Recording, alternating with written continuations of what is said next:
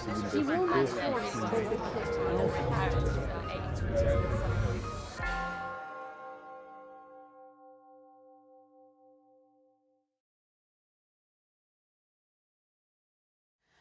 So, what is any respectable girl brought up to do but to catch some rich man's fancy and get the benefit of his money by marrying him?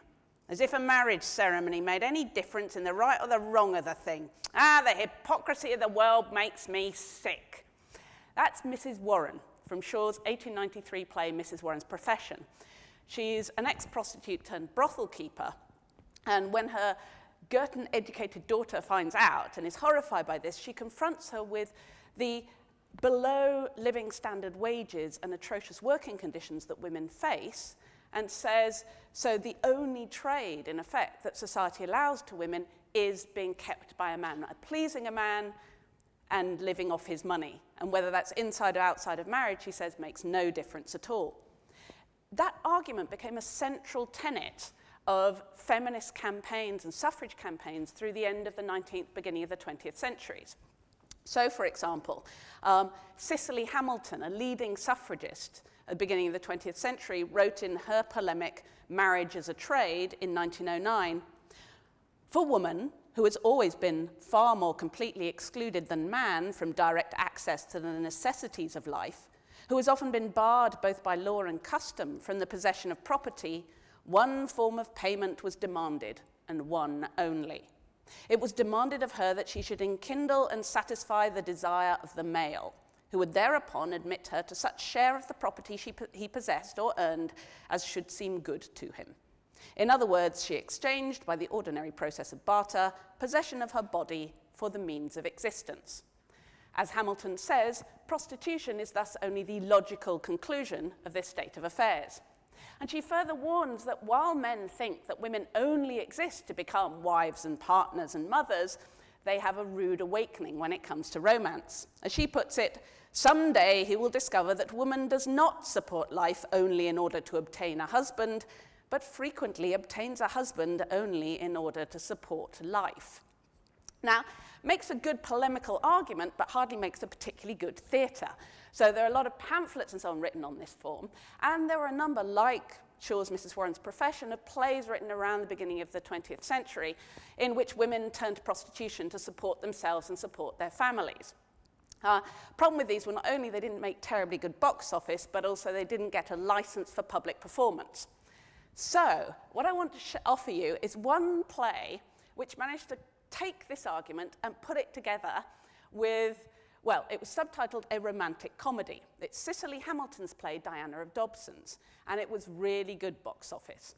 It opened in February 1908 at Lena Ashwell's Kingsway Theatre, ran for 143 performances straight off, and was only taken off so that Ashwell could have a rest before taking it on tour. It was frequently revived, and in 1917 it was made into a film. So how did Ashwell do it? Well, the play opens in the living-in system, the dormitory, so that a large part of the workers' wages are paid in board and lodging. And the first act has the exhausted workers in a large drapery firm coming in and getting ready for bed. And it's kind of reverse Cinderella. So they come in looking like attractive, beautiful, young, nubile shop girls, specially designed to market the goods, and they take off the false hair, the false curls, the ribbons, the collars, the cuffs, all the rest of it, and get into their very unattractive nighties, all without, as the critics, the male critics, complained about the sensational nature of this scene, and also complained that no flesh was seen, and as one critic put it, the various stages of undress are not made pretty. He's clearly very disappointed by this, failing to see the point of it. And one particular worker, Diana of Dobson's, rages against the impoverishment of their life, the fact that their meager wages buy them for 14 hours work a day for 5 shillings a week. It's less than £14 a year, which leaves them in effect no life. Their bodies, everything else are in effect bought by the firm to help sell their goods. At this point, the fairy godmother intervenes, and Diana receives a letter informing her she's inherited £300 from some distant relative. And she announces that rather than invest it sensibly and supplement her meager wages to a very small extent, she intends to blow the whole lot in what she calls one crowded hour of glorious life. She's going to really live for this time. So, next act, Cinderella goes to the ball. Posh hotel in Switzerland. She's wearing Paris gowns, extraordinarily ugly in my view, but the very latest thing in haute couture, and she has not one but two suitors, one of whom is Sir Jabez Grinley, millionaire owner of the drapery store she used to work in and several other stores, who freely admits that he's made all his money, he's a self-made man, he's made it all by just undercutting the competition. As Diana points out, by paying starvation wages to workers like herself. He proposes and she rejects him. And the extent to which he thinks he's kind of bought her is there's a tiny detail, tiny stage direction. At a point when he's talking to her, he, without really thinking, starts fingering the fabric of her sleeve. It's the drapery man. He's sizing up the goods, and she quietly removes her sleeve from his hand. But Diana receives another proposal from Captain Victor Bretherton. He's a fantastically idle ex-guardsman on an income of £600 a year, which places him in the very top of the upper middle classes at that point. And he can't live on it. He's far too extravagant for that. And his aunt, who's tired of bankrolling him, encourages him to propose to the supposedly rich Diana. And she then tells him the truth. And he becomes that she doesn't have any more money, that she's blown her entire £300 in this month, and she now has to go back to working in a shop. And he calls her an adventuress. And she throws it back at him and says, well, you're the one who was looking to live on my money, but also, how dare you look down on me? I support myself through my own effort with no help from connection or family or anything else, and you couldn't survive 6 months doing that. Next act, he's taken up the challenge. That's him on the end. Sure enough, he tried to survive on his own wits and his own work for 6 months, and 3 months later, he's homeless and starving on embankment. At which point, he meets Diana, who's come back from Switzerland, fell ill, lost all her money, and she is too starving and homeless. And he proposes to her, to which, having now realized that £600 a year is ample not just for himself, but for both of them. And Diana responds as follows. Captain Bretherton, I'm homeless and penniless. I haven't tasted food for nearly 12 hours. I've been starved for days. And now, if I understand you right, you offer to make me your wife. Under the circumstances, don't you think you're putting too great a strain on my disinterestedness? And just in case, if forgetting, there's a little detail, the woman between them on the bench, just before, who's sitting there between them, she finally moves off so he can propose to her, propose to Diana. She's a long-term homeless woman. And there's a sense she's what Diana could become if she doesn't accept him. And at the end of the play, she does accept him, and the bargain is sealed not with a kiss, but with cups of coffee and doorsteps of bread with a borrowed shilling from a kind of, it's like the equivalent, the 1908 equivalent of a kebab van on the other side of embankment. So, it's Cinderella. It's Cinderella, but where the important bit is where the prince dresses as a working man and finds out the real value of money and the real value of work. But is it a romance? That's the question. This is where I work on theatre, and it's what I love about theatre, is that ultimately, whether it's a romance or not, whether it played as a romance, you can't tell from the script alone. It could be an entirely cynical bargain from the script.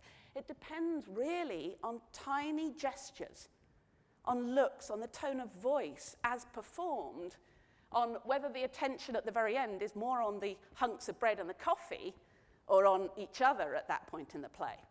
So how do you determine whether it played as a romance or not? Well, it made big box office and romance sells, so maybe that tells us something.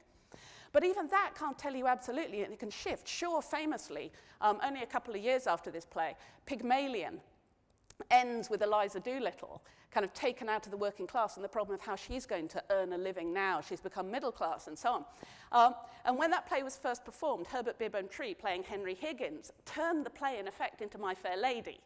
So he ended the play by presenting the actress playing Eliza with a large bouquet of flowers and looking adoringly at her. And Shaw, when he came on and saw this, came into the 100th performance and saw it, was outraged. And Herbert Bibbentry was rather upset. He said, but my ending makes money. You ought to be grateful. Your ending is damnable, said Shaw. You ought to be shot. So there's a sense in which you could wrench the whole play around just by those kind of unscripted, tiny gestures at the end of the play. You could undercut the whole politics of the play. So how was it played at the end? All we've got, really, to try and determine that are reviews of the play.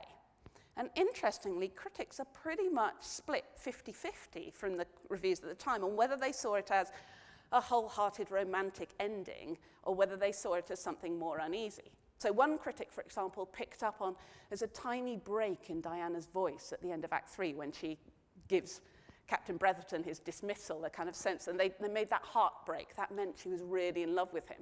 Whereas another critic complained that the position would be simplified if it had been brought out that Diana is in love with Bretherton. There's a kind of unease going on. So which was it? And some critics, modern critics looking at the play, have decided either that it was a romance or that it's very clearly a kind of cynical point about how far she's at her wit's end at this point and ready to settle for marriage. What I like rather is that the idea that this very ambiguity, we don't have to try and sort out through this ambiguity, we should actually embrace it and accept it, exactly that uncertainty, so that the play, like, for example, Charlotte Bronte's Villette, which ends with a kind of very open, uncertain ending, which leaves sunny imaginations hope. Very overtly it says, if you're a romantic, write in what you want to at this point. At the end of Diana of Dobson's, I'd say it's actually quite deliberately left ambiguous. And that point above all, that what the play is in effect saying, therefore, is don't offer women a working wage, don't offer them decent professional and legal rights and opportunities. And how can you ever be sure that she married you for love, not money?